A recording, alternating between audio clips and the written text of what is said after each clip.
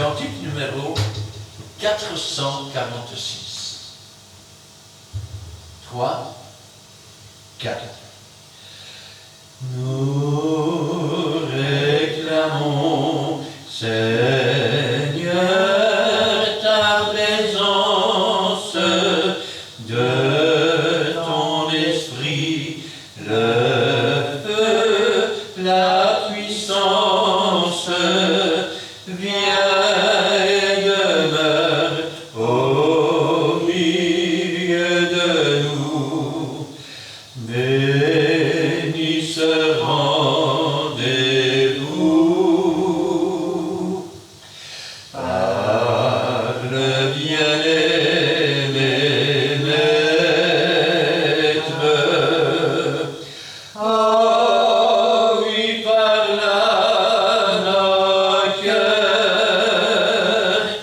Ta gloire fait paraître, versons-nous tes faveurs. Viens nous donner selon ta promesse, paix, bonheur, parfaite allégresse, fais abonder en nous chaque jour. Ta grâce et ton amour. Parle, bien-aimé maître. Oh oui, parle à nos cœurs. Ta gloire fait paraître, versons-nous tes faveurs. Mets sur nos yeux ton divin collyre, place nos cœurs sous ton doux empire, que de t'aimer et de t'obéir soit notre seul désir. Parle, bien-aimé maître. Oh oui, parle à nos cœurs. Ta gloire fait paraître, versons-nous tes faveurs. Alors par nous le flot salutaire de ton amour coulant au calvaire se répandra parmi les perdus pour ta gloire, ô Jésus. Parle, bien-aimé maître. Oh oui, parle à nos cœurs. Ta gloire fait paraître,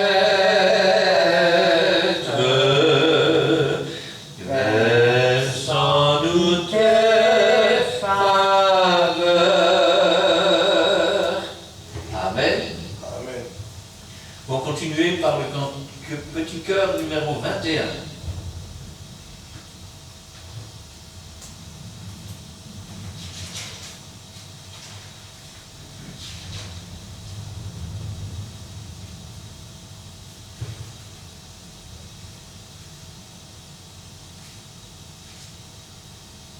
21.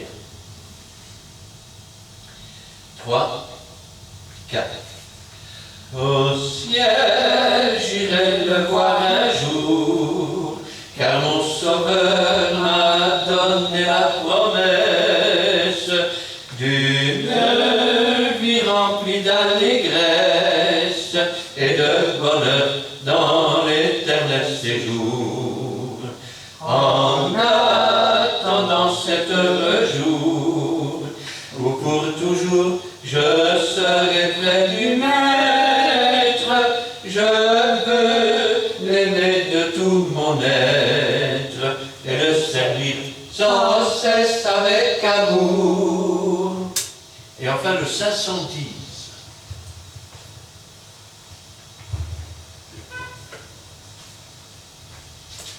Cantique numéro 510.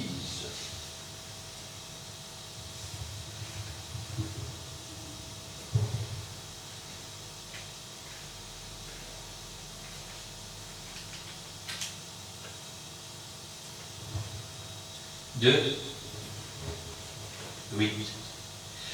Si tu cherches la joie, l'amour et le bonheur, ici-bas tu seras sans cesse déçu. C'est pourquoi, si tu veux la vraie paix de ton cœur, aujourd'hui viens au Seigneur Jésus. Tant de fois tu as cherché, tant de fois tu as erré, malgré les plaisirs du monde, tu restes assoiffé. Si tu cherches la joie, l'amour et le bonheur, ici-bas tu seras sans cesse déçu. C'est pourquoi, si tu veux la vraie paix de ton cœur, aujourd'hui viens au Seigneur Jésus. Tant de fois tu as cherché, tant de fois tu as aimé, mais aucune créature ne t'a satisfait. Si tu cherches la joie, l'amour et le bonheur, ici-bas tu seras sans cesse déçu.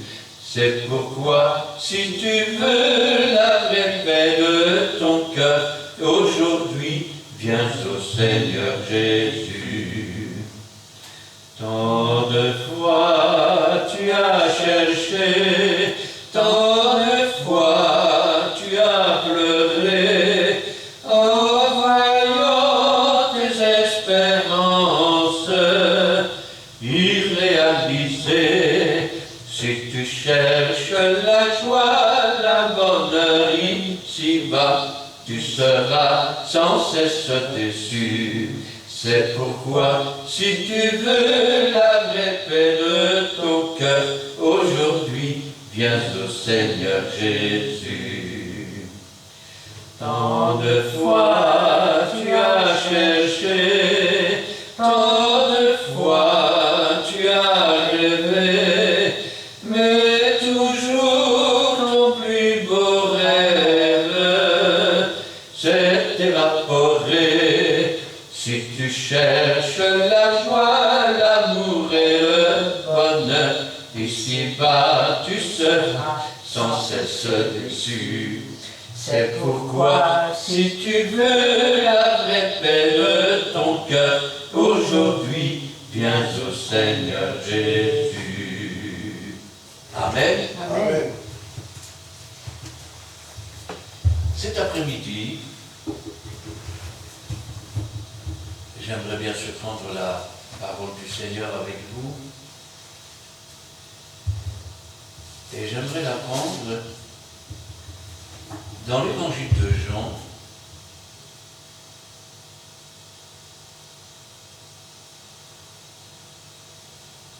chapitre 21. Nous lirons là les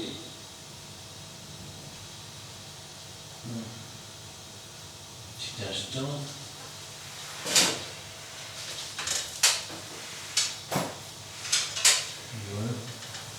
pouvons lire le chapitre entier. Je vais demander à mon frère et pasteur Édouard de remettre la parole du Seigneur entre ses mains et Gina nous fera la lecture. Merci Seigneur, ta parole qui confie aussi de ses effets, impact, etc. L'homme ne vivra pas seulement du pain, mais la parole plus sortir au sein de Dieu. Sanctuaire comme ça, nous sommes arrivés au mort, nous allons écouter, ainsi dit l'Éternel. Seigneur, nous sommes là, Dieu Tout-Puissant, nous contribuons, merci déjà. Nous avons levé notre souffle. Nous marchons sur le toit éternel. Nous pouvons que tu puisses être au centre de tout. Par une petite cercle frontière de Dieu. L'ignorance éternelle. Un grand de cœur. Dieu est un grand comme l'éternel Dieu. C'est pour cela, Père, que ta parole puisse impacter tout ce qui entend dans cette parole. Changer la vie des personnes qui sera impactée dans cette parole. Merci, Dieu Tout-Puissant. Nous voulons élever cette prière dans le péché de son Fils. Amen. Nous lisons la parole de Dieu dans le livre de Jean, chapitre 21. Après cela, Jésus se montra encore aux disciples sur les bords de la mer de Tibériade. Et voici de quelle manière il se montra. Simon-Pierre, Thomas, appelé Didyme, Nathanaël de Cana en Galilée, les fils de Zébédée et 2 autres disciples de Jésus étaient ensemble. Simon-Pierre leur dit, « Je vais pêcher. » Ils lui dirent, « Nous allons aussi avec toi. » Ils sortirent et montèrent dans une barque, et cette nuit-là, ils ne prirent rien.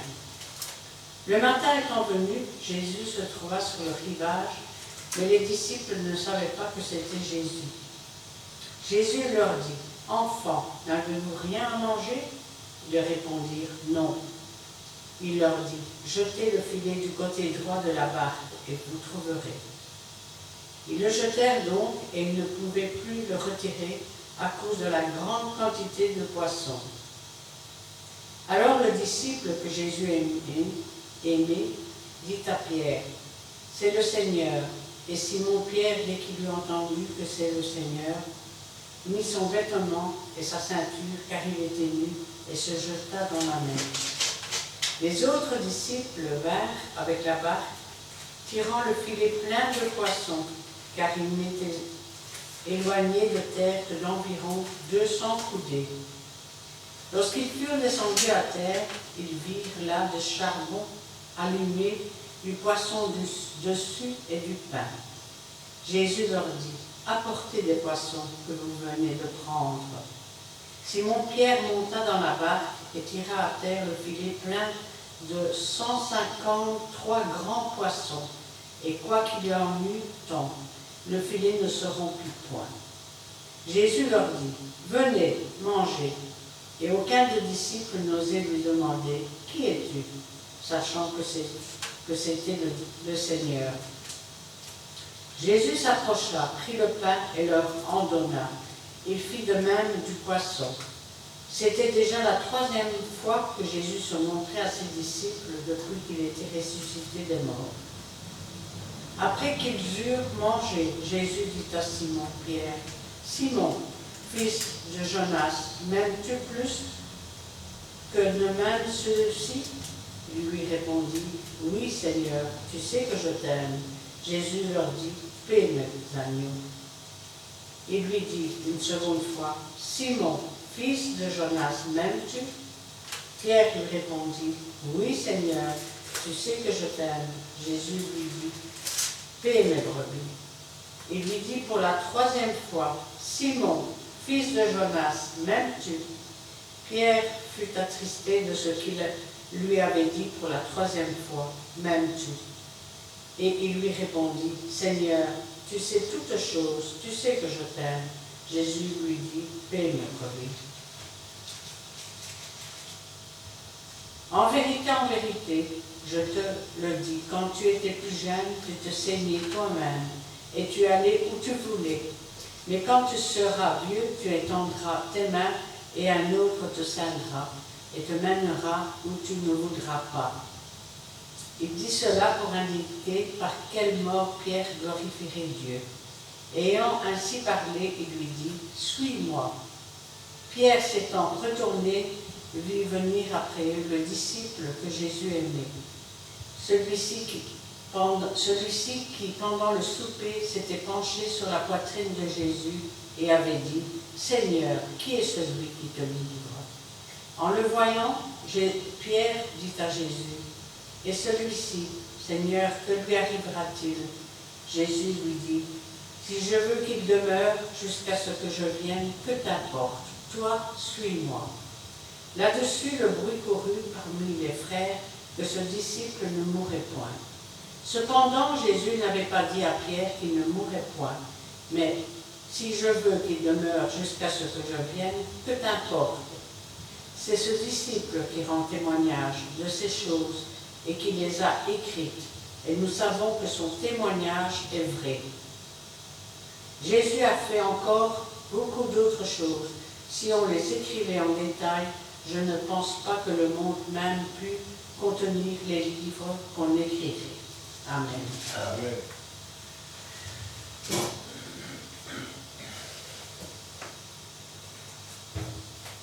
Nous sommes ici dans la troisième apparition de Jésus depuis sa résurrection.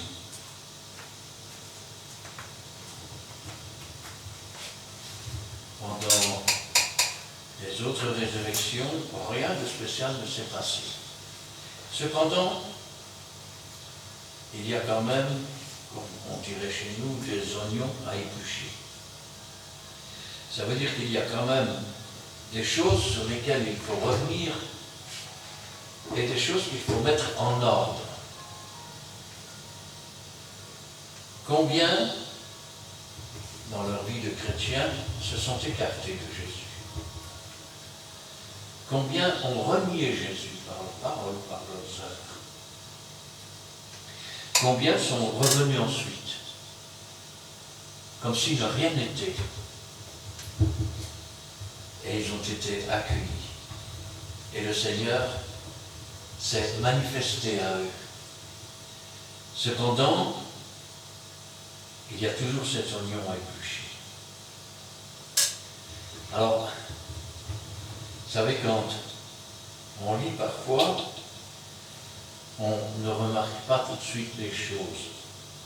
Mais déjà, il faut se rappeler que le vouloir et le pouvoir, c'est Dieu qui le donne.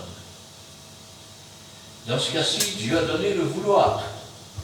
Je veux aller à la pêche. Moi aussi, moi aussi.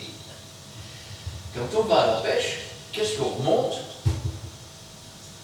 Qu'est-ce qu'on remonte quand on va à la pêche? Poisson. Du poisson. En grec, du pictus.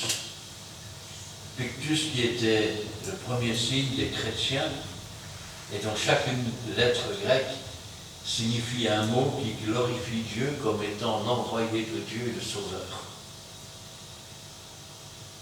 Comment Pierre a-t-il rencontré Jésus?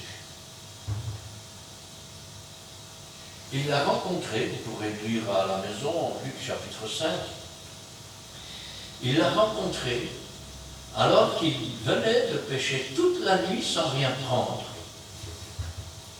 Ils étaient sur le bord en train de nettoyer leur filet. C'est l'image de celui qui a travaillé toute la nuit, c'est-à-dire dans les ténèbres, et qui au petit matin s'aperçoit que tout ce qu'il a voulu attraper, tout est sale.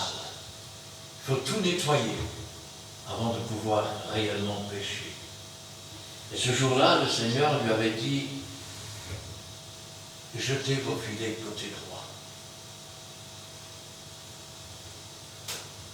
Quand nous voulons quelque chose, nous devons jeter nos désirs, nos filets, pour attraper celui qui est à la droite de Dieu. Jetons nos filets du côté droit. Et ce jour-là, troisième, je vais dire, présentation de Jésus ressuscité, ils sont tous partis à la pêche. On dirait un scénario de première rencontre. Ils vont à la pêche, nous dit la Bible. Simon-Pierre, Thomas appelé Didyme, ce qui signifie jumeau, Nathanaël, qui avait dit il n'y a rien de bon qui puisse sortir de là, et à qui Jésus avait dit lorsque tu étais sur figuier, je t'ai vu. Nathanaël de Cana en Galilée, les fils de Zébédée, c'est-à-dire les fils de la sœur de Marie, sa mère, la mère de Jésus. Les fils de Zébédée, c'est Jean et Jacques. Et puis, vous avez deux autres disciples de Jésus. Ils étaient ensemble. L'un d'entre eux, nous le savons, c'est le disciple que Jésus aimait. L'autre n'est pas cité nommément. Simon-Pierre leur dit, je vais pêcher. Et lui dire, allons-y avec toi. Ils sortirent, montèrent dans la barque, et une nouvelle fois, toute la nuit, ils n'ont rien pris. Comme le jour où Pierre a rencontré Jésus, eh bien, cette nuit-là, il n'a rien pris. Le matin étant venu, Jésus se trouva sur le rivage. Comme la première fois qu'ils se sont rencontrés. Jésus est allé le long du rivage, les a regardés. Et puis,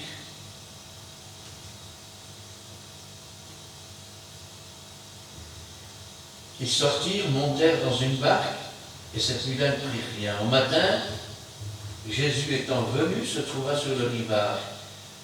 Mais les disciples ne savaient pas que c'était Jésus. Jésus leur dit, « Enfants, n'avez-vous rien à manger? Enfants, n'avez-vous rien à manger ?» Paul dira un jour, « Je vous ai donné du lait spirituel et non de la nourriture solide, parce que vous ne pouvez pas le supporter, et vous ne le pouvez toujours pas. » Donc quand on lit des textes qu'il écrit, on dit, ben, c'est un fameux lait. Or, ce jour-là, il n'avait rien à manger. Vous savez, quand un enfant ne mange pas, il ne peut pas avoir une bonne santé. Quand un enfant ne mange pas, il ne peut pas avoir de la force. Jésus a dit, si vous mangez ma chair, si vous buvez mon sang, vous avez la vie en vous-même. Si vous ne mangez pas la chair du Fils, si vous ne buvez pas son sang, vous n'avez pas la vie en vous-même. Enfants, vous n'avez rien à manger. Ils répondirent non. Nous n'avons rien. Pourquoi? Parce que les filets se sont lancés dans le but d'attraper et de manger. Mais sans se souvenir que le salut ne se trouve pas à gauche, que le salut ne se trouve pas devant, le salut se trouve à la droite de Dieu. Sans moi, dit Jésus, vous ne pouvez rien faire. Mais avec Jésus, tout est possible. Et puis, il leur dit, jetez le filet du côté droit de la barque et vous trouverez. Oh! Quand nous jetons nos filets, nous devons faire attention où nous les jetons. C'est une image. Quand nos désirs se portent vers une chose, nous devons faire attention. Quel est le motif de la chose? Seigneur, donne-moi le Saint-Esprit pour que j'ai ton guérison. l'as-tu jeté du côté droit du filet? C'est-à-dire dans le but de servir Dieu? Ou dans le but que les gens puissent dire, tu as vu ce qu'il a fait? Oh, quel mec! Vous savez, entre le côté droit de la barque et le côté gauche de la barque, il y a toujours des choses. Quand vous dites, par exemple, donne-moi les dons les meilleurs, Seigneur. Oui, mais dans quel but et pourquoi? Est-ce pour ramener Jésus, le pictus, et le glorifier? Ou est-ce pour ramener le filet et me glorifier? Si c'est pour me glorifier quand je vais remonter le filet, vous savez ce qu'il y aura dans le filet? Il n'y aura rien. Parce que pour me glorifier, ben, désolé, il n'y a que moi alors. Hein? Et il n'y a pas de Jésus. Et s'il n'y a pas de Jésus, eh bien mes filets sont vides. Mes filets sont vides. Pierre a lancé ses filets. Les disciples ont lancé leurs filets. Mais leurs filets sont vides. Comme au premier jour où ils ont rencontré Jésus. Et vous remarquez qu'ils avaient déjà lavé leurs filets. Leur péché avait déjà été lavé. Mais malheureusement, ils restent vides. Parce qu'il y a une différence entre celui qui marche selon l'esprit et celui qui marche selon ses désirs.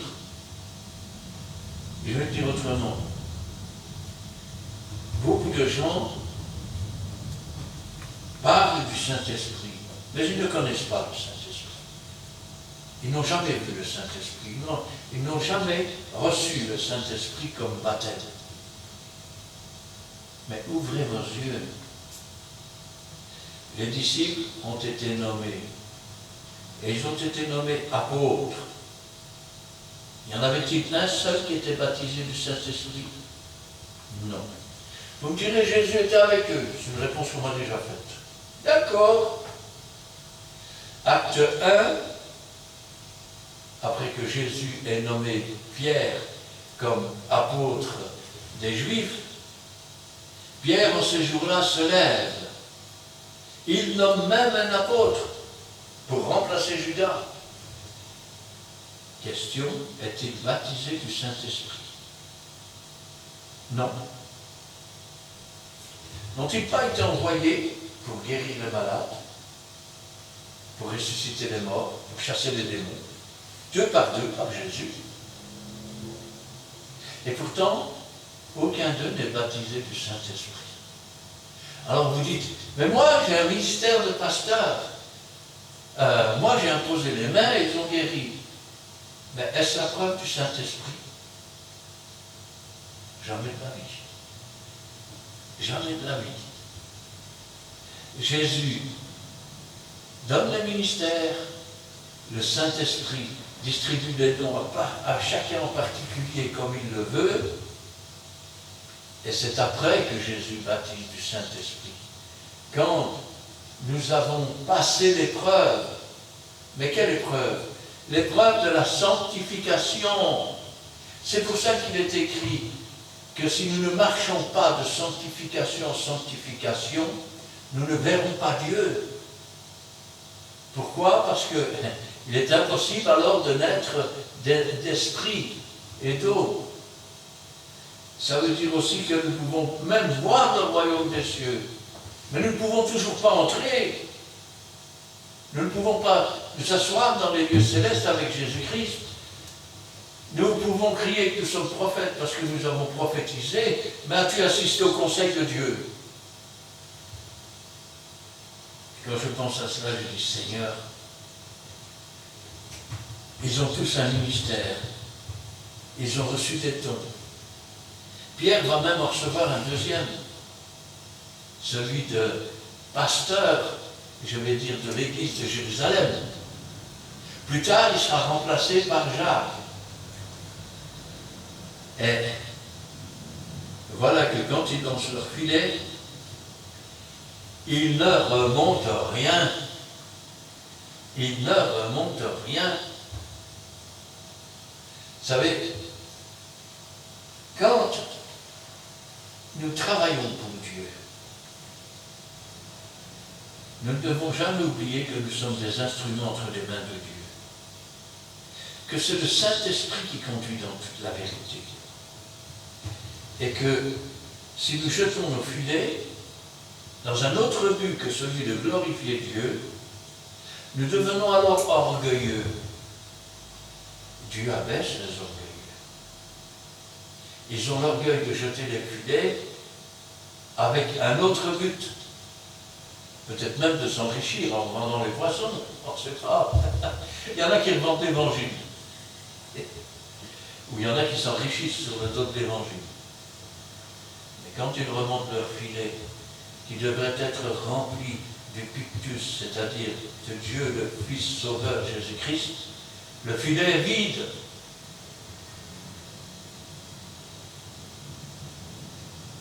Ils ramènent la barque, et puis une fois qu'ils ont ramené la barque, il y a quelqu'un qui est là assis. Enfant, vous n'avez rien à manger? Non. Nous n'avons rien à manger.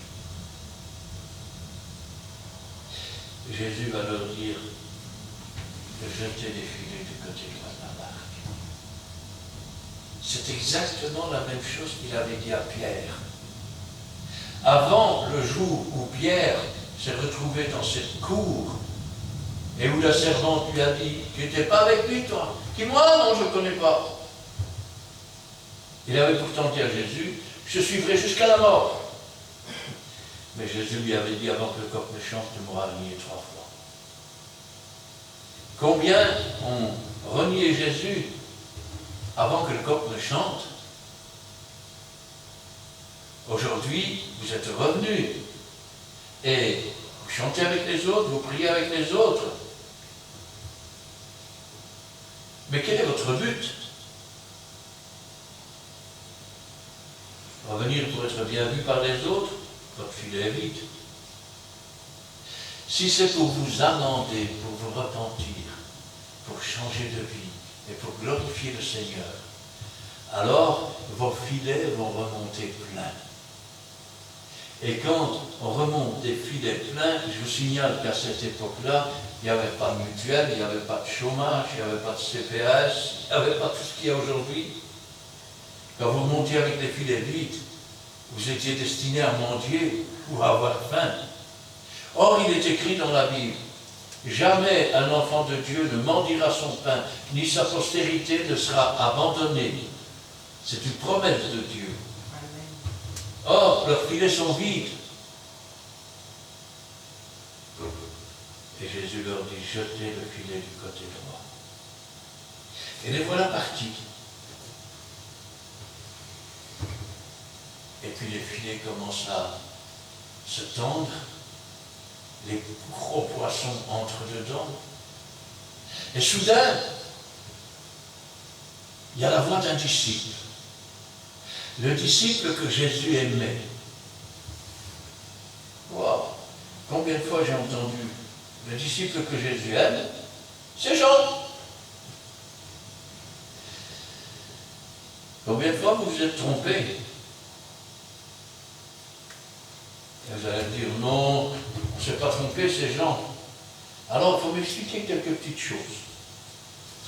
On va en parler un petit peu de ce disciple. Petit instant que je retrouve. Oui, c'est pas ça.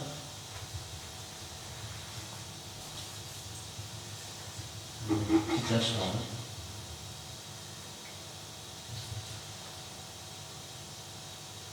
Oui.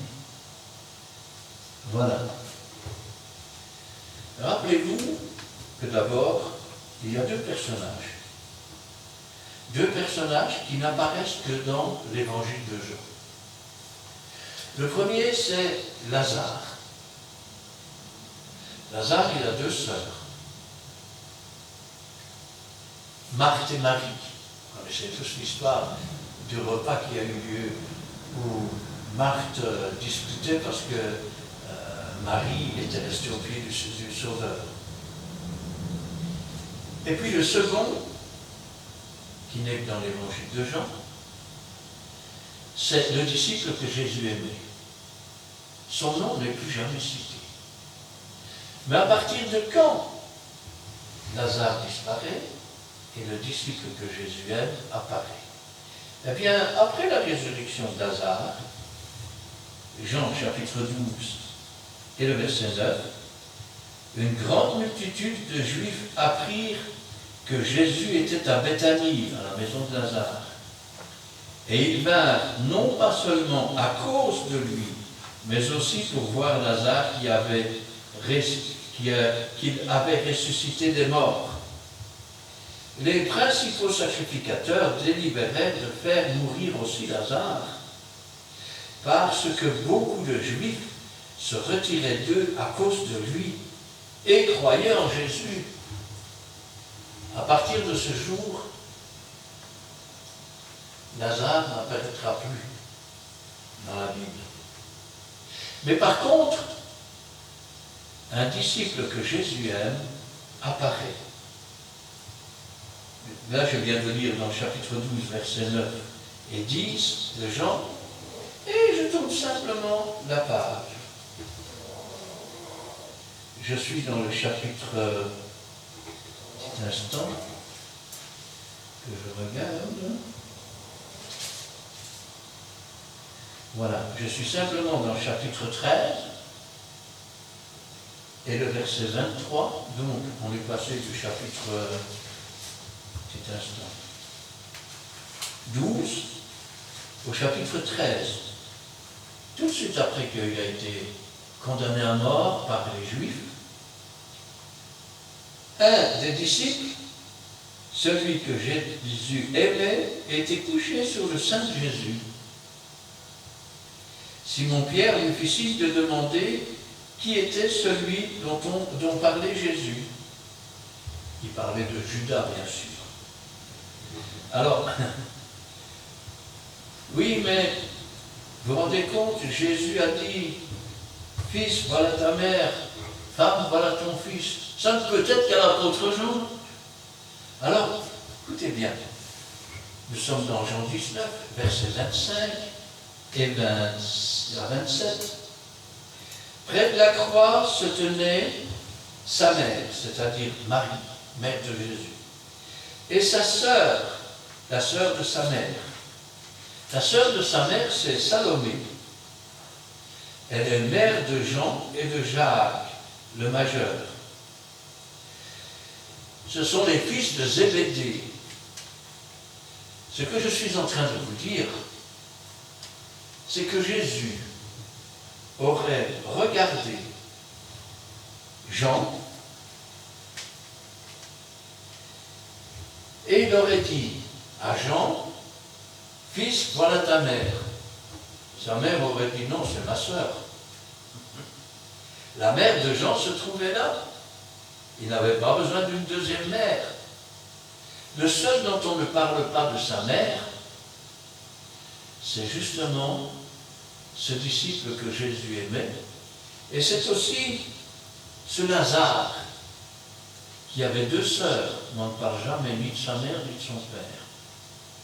De plus, Jean avait une mission à accomplir. Rappelez-vous que plus tard, il se retrouvait sur l'île de Patmos. Alors que le disciple que Jésus aimait, c'est-à-dire Lazare, à partir de ce jour, il a pris Marie chez lui, avec ses deux sœurs. Et quand je pense à cela, je dis quand même, ce disciple que Jésus aimait, lui dit, c'est le Seigneur. Alors, Pierre va se rhabiller, il va sauter à l'eau. Petit instant. Alors le disciple que Jésus aimait dit à Pierre, c'est le Seigneur. Et Simon-Pierre, dès qu'il eut entendu que c'était le Seigneur, mit son vêtement et sa ceinture, car il était nu, et se jeta dans la mer. Les autres disciples vinrent avec la barque, tirant le filet plein de poissons, car il n'était pas éloigné de terre que d'environ 100 coudées, c'est-à-dire, petit instant, coudées 55 cm, 10, ça fait 5,50 m, ça fait 110 mètres environ. Lorsqu'ils furent descendus à terre, ils virent là des charbons allumés, et du poisson et du pain. Remarquez une chose, ils sont partis pêcher, ils ont rempli leur barque de 153 grands poissons. Certaines personnes disent même qu'il y avait 153 poissons comme 153 nations, j'y crois pas trop. Mais il y avait des poissons, et des gros poissons. Et puis, ils arrivent sur le rivage, et vous savez quoi? Il y a un feu allumé. Il y a déjà du poisson. Il y a déjà du pain.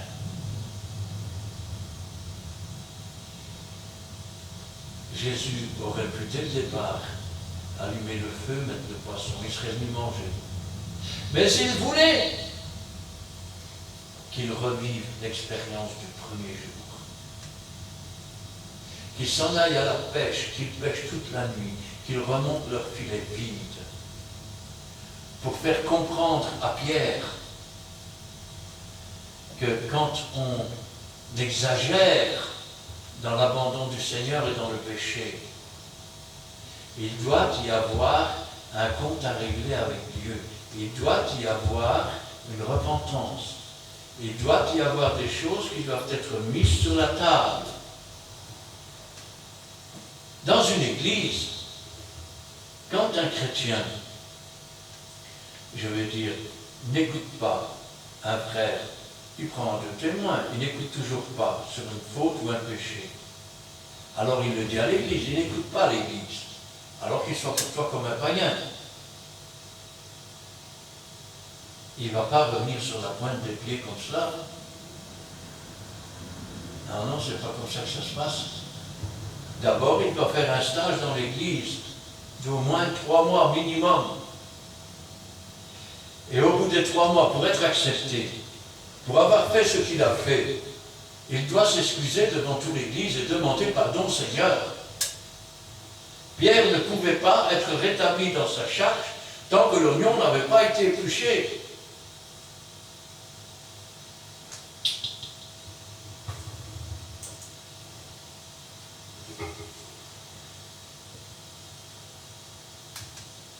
Jésus leur dit, venez, mangez.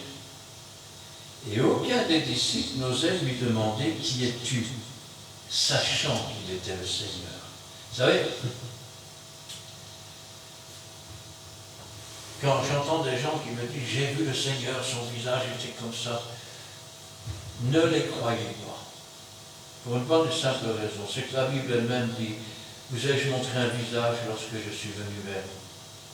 Je peux vous dire que le Seigneur m'est apparu 3 fois et que je ne pourrais pas vous donner les traits de son visage. Parce que la première fois, il était comme un bloc de cristal et il avait comme une capuche qui revenait comme ça. Je le voyais, je voyais ses mains, mais je ne pouvais pas, je ne pouvais pas définir son visage. Quand il m'a demandé si je voulais être pasteur, il était en face de moi, mais je n'ai jamais pu voir son visage. Et quand je pense à cela, je dis, Seigneur, ils étaient là, ils n'osaient pas demander, on ne peut pas expliquer cela. On sait que c'est le Seigneur. C'est une conviction profonde. Mais on ne peut pas décrire son visage.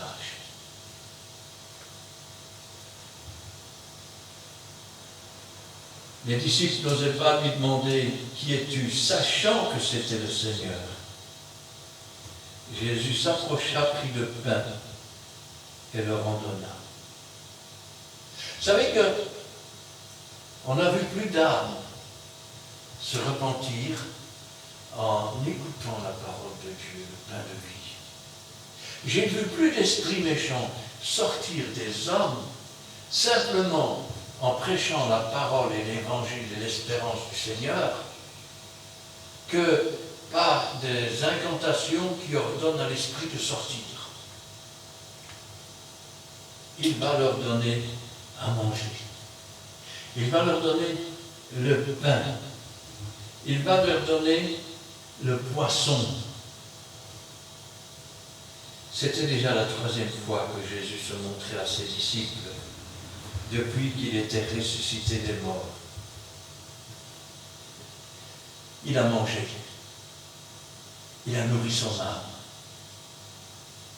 Maintenant, il a la conviction que Jésus est là, qu'il est vivant. Maintenant, il sait que son maître est là. Après qu'ils eurent mangé, Jésus dit à Simon-Pierre, Simon, fils de Jonas. Pourquoi il l'appelle fils de Jonas? Parce que quand on avait dit à Jonas, va à Ninive, il était à la Tarsis. Quand Jésus lui a dit, aujourd'hui vous m'abandonnerez tous, il va dire, ah non, qu'à cela ne tienne, Seigneur. Quand il faudrait mourir, je ne t'abandonnerai pas. Donc il n'allait pas dans la direction de Jésus. Et même quand on va arrêter Jésus, il y a un jeune homme qui suit de loin. Ils vont l'attraper par son manteau. Il va laisser son manteau dans la main du garde et s'enfuir tout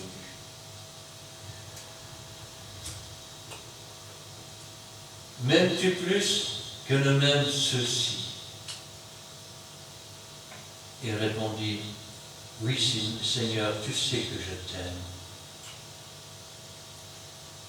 Et regardez, Jésus lui donne un ministère. Paix mes agneaux. Paître les agneaux du Seigneur. Devenir le pasteur du Seigneur. Non pas le pasteur du Seigneur dans le sens où il serait le pasteur du Seigneur, puisque c'est le Seigneur qui est le pasteur de tous les pasteurs, mais dans le sens d'être l'instrument du Seigneur. Il lui dit une seconde fois, Simon, fils de Jonas, m'aimes-tu? Pierre répondit, oui Seigneur, tu sais que je t'aime. Jésus lui dit, paie mes brebis, sois le pasteur de mes brebis. C'est la 2e fois qu'il lui demande. Et regardez, il lui dit pour la 3e fois, il est en train d'éplucher un oignon avec Pierre. Pour que Pierre se rende compte qu'il doit maintenant, après avoir renié 3 fois le Seigneur, il doit l'affirmer 3 fois devant lui. Il lui dit pour la 3e fois, Simon, fils de Jonas, m'aimes-tu? Dans la repentance, il y a aussi de la tristesse. Vous savez, quand un frère se repent d'avoir mal agi, il y a aussi de la tristesse dans son cœur, du regret. Pierre fut attristé de ce qu'il lui avait dit pour la 3e fois, m'aimes-tu? Elle lui répondit, Seigneur, tu sais toutes choses. Tu sais que je t'ai renié, Seigneur, parce que j'ai été lâche. Mais tu sais aussi que je t'aime. Pourquoi avait-il renié Jésus? C'est simple. Parce que pour faire face à la mort et rester ferme, il faut être baptisé du Saint-Esprit. Il ne faut plus être quelqu'un de la terre qui est comme un ver qui s'agite. Il faut être réellement concitoyen de la cité céleste. Amen. Tu sais toutes choses. Tu sais que je t'aime. Et Jésus va lui dire, sois le pasteur de mes brebis.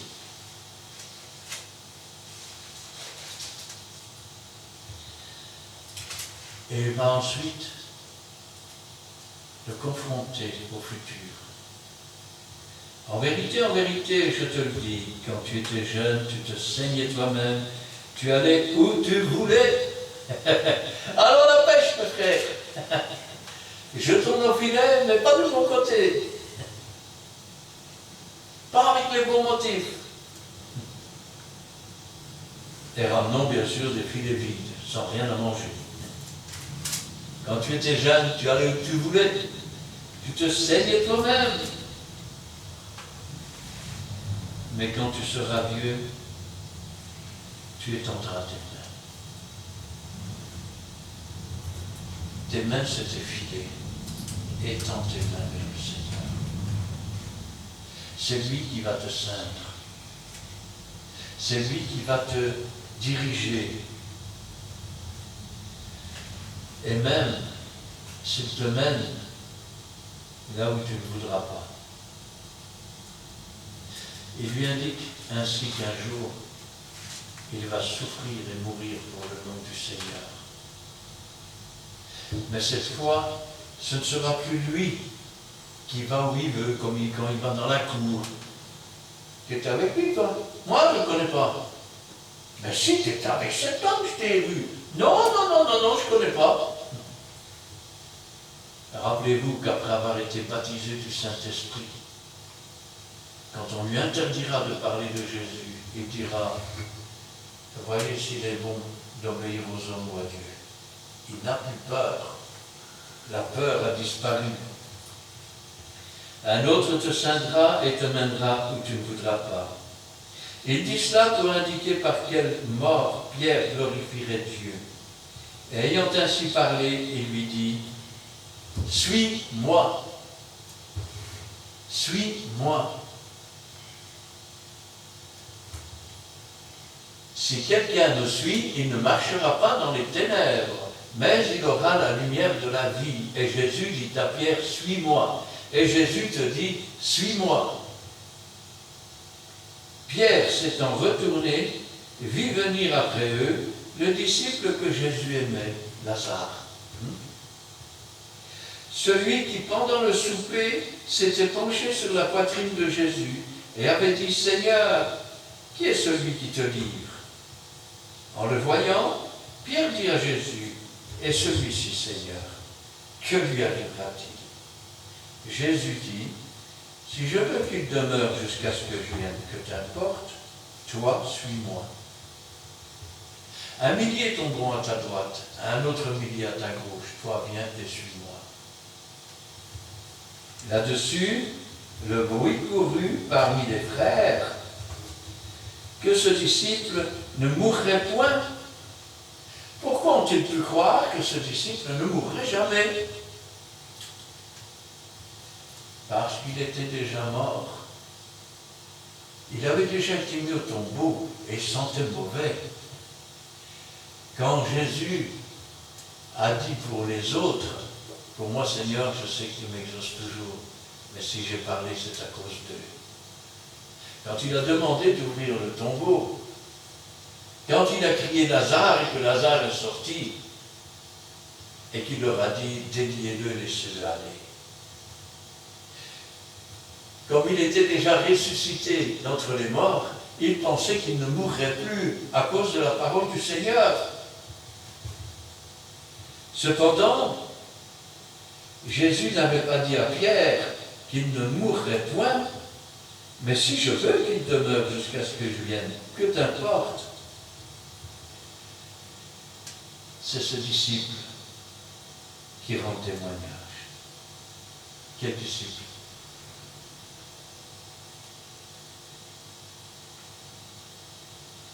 C'est ce disciple que Jésus aimait, qui rend témoignage de ces choses et qui les a écrites. Et nous savons que son témoignage est vrai. Oh, non, un petit peu. Vous savez que le chapitre 21, c'est un appendice. Vous savez ce que c'est qu'un appendice? C'est une partie qui prolonge, je vais dire, une partie principale qui semble un ajout. Je vais dire autrement.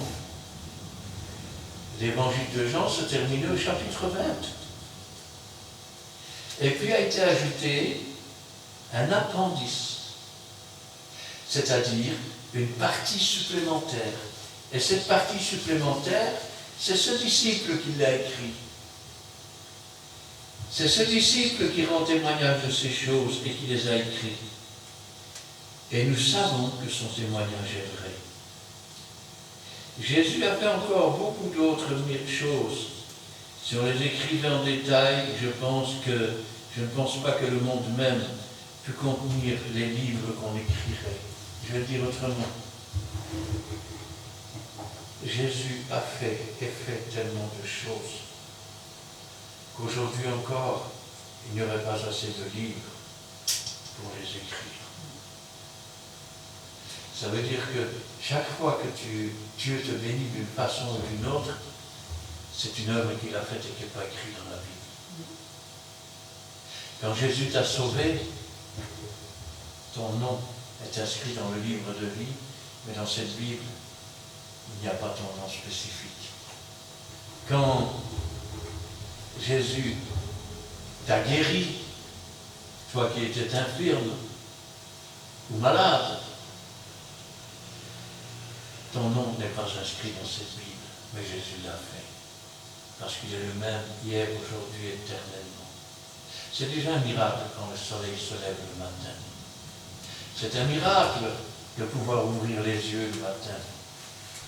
C'est un miracle de pouvoir se lever. Combien de gens sont paralysés, ne peuvent même pas chasser une mouche.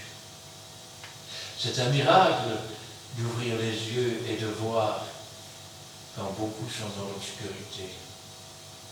Et le plus grand des miracles de tous, c'est quand Jésus nous fait passer de la mort à la vie. C'est quand il ouvre nos yeux à la véritable vie. Quand il ouvre nos oreilles à la parole de Dieu. Quand il ouvre notre âme au Saint-Esprit. Quand il fait de nous des enfants de Dieu. Nous qui étions des misérables. Nous qui étions morts par nos offenses. C'est un miracle quand Dieu prend patience. Il ne tarde pas, il prend patience parce qu'il ne veut pas qu'un seul se perde. Alors Dieu prend patience avec toi. Ne le laisse pas traîner trop longtemps. Tu dois chercher Dieu pendant qu'il se trouve. N'attends pas trop tard.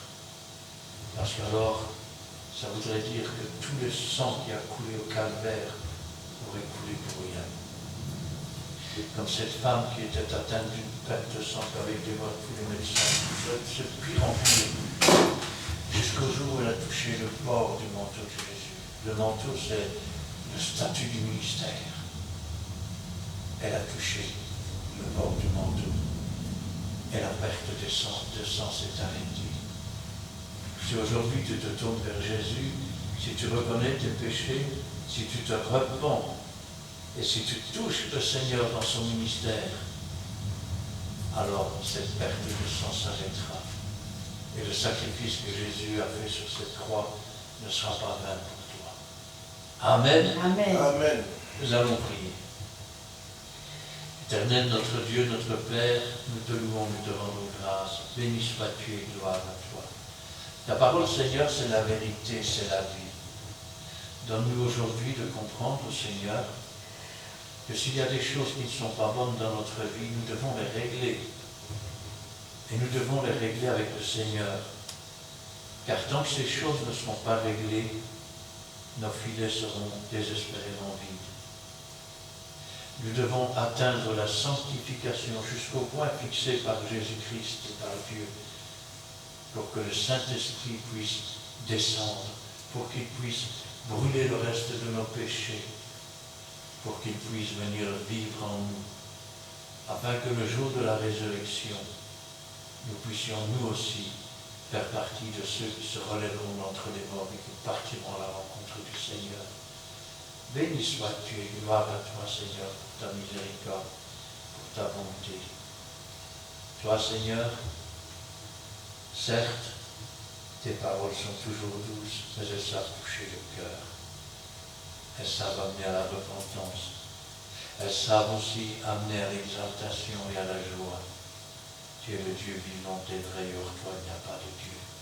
Que ta volonté soit faite, Seigneur, et que toute la gloire t'en revienne. Gloire au Père, gloire au Fils et gloire au Saint-Esprit. Amen. Amen. Merci, Seigneur. Ta parole, peut-être, Seigneur, qui vient de sortir. Bénis l'instrument que tu as utilisé, et que la prochaine fois, nous encore prendre l'esprit de l'Éternel. Nous sanctifions, Père, Seigneur, qui nous soumet nous. Merci, Éternel, pour ta parole qui est vraie et amen. On te dit, Père national, et encore, merci pour tes envois, l'esprit du Seigneur, Père des esprits du Seigneur aussi. Tu as mis dans la bouche de ton serviteur. Et nous voulons mettre cette parole en pratique, Père des Seigneur, en parole. Nous voulons te suivre, Seigneur, parce que tu nous appelles. Peu importe, Père des Seigneur, tu as dit, nous allons te suivre. Si tu nous as choisi aujourd'hui de travailler de ta parole, nous voici, Père des Seigneur, librement, Père des Seigneur, comme nous sommes, avec nos faiblesses. Sois glorifié dans sa vie. Et aussi, Père, de l'émission d'avoir béni le chemin de notre retour, sanctifié, Père des Seigneur, que la prochaine fois, nous manquerons pas de rendre le témoignage. Comme les disciples ont dit, ce témoignage nous a pris. Merci, Seigneur, parce que quand tu m'as guéri, Père, de toute maladie, de ce que tu m'as donné aussi émission, que tu as écrit, mon nom peut être sorti de toi. Nous te sanctifions, nous te bénissons. Nous te disons merci en tout et pour tout, dans le nom de Seigneur Jésus-Christ. Amen. Amen.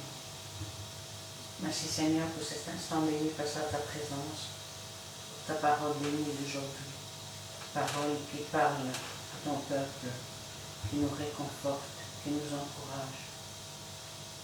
C'est vrai que tu nous rappelles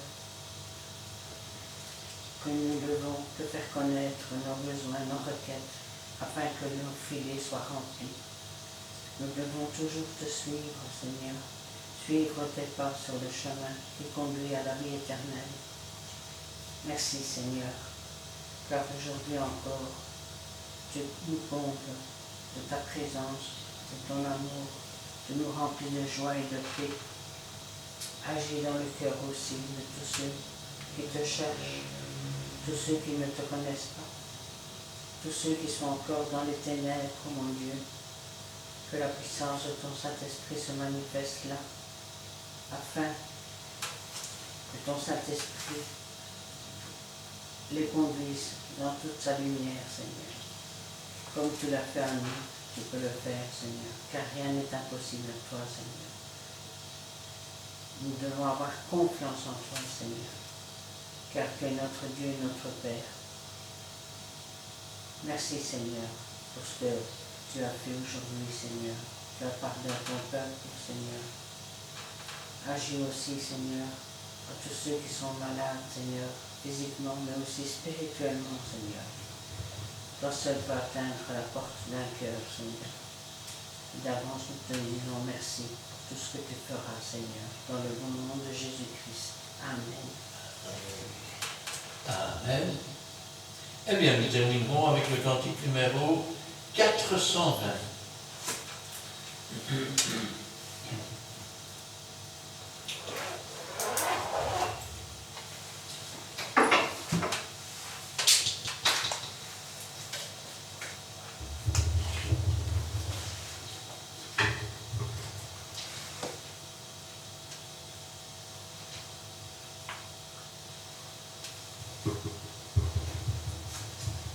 Cantique numéro 420.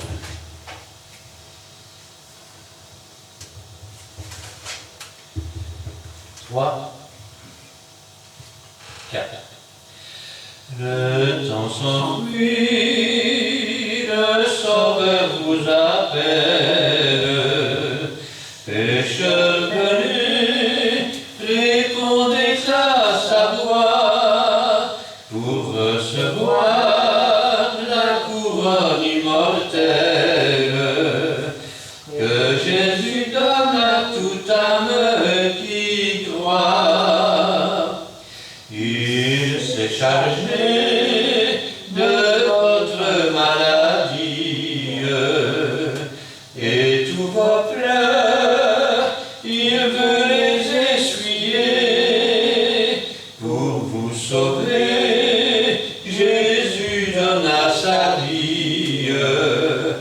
Venez pécheurs, sur lui vous appuyez.